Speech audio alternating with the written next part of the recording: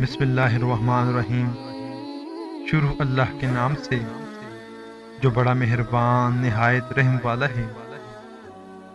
زندگی کی تھکن میں گم ہو گیا وہ لفظ جسے سکون کہتے تھے۔ کس نے کس کا سکون لوٹا ہے، آؤ بیٹھو حساب کرتے ہیں۔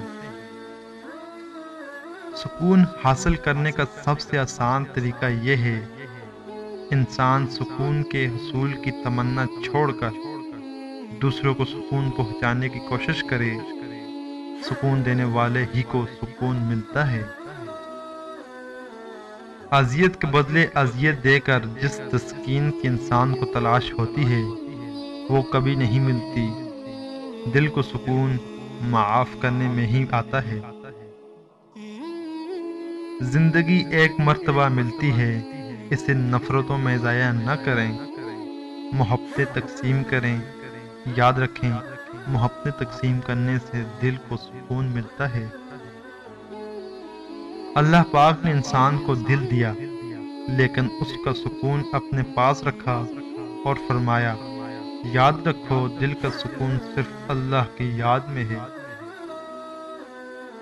زندگی میں سکون چاہتے ہو تو کبھی کسی سے امیدیں مت رکھو، صرف اللہ پہ بھروسہ رکھو۔ دل کا سکون پانے کے لیے دلوں کو سکون دینا لازمی ہے۔ جب تک دوسروں کے دل آپ کی وجہ سے بے سکون رہے، آپ کو کبھی بھی سکون نہیں مل سکتا۔ کتنا سکون دیتا ہے اس جگہ بیٹھ کے رونا جہاں اللہ کے سوا کوئی سننے والا نہ ہو۔ دوسروں کو بے سکون کرنے والا کبھی سکون نہیں پا سکتا۔ ایک شخص نے ایک بزرگ سے کہا میں سکون چاہتا ہوں۔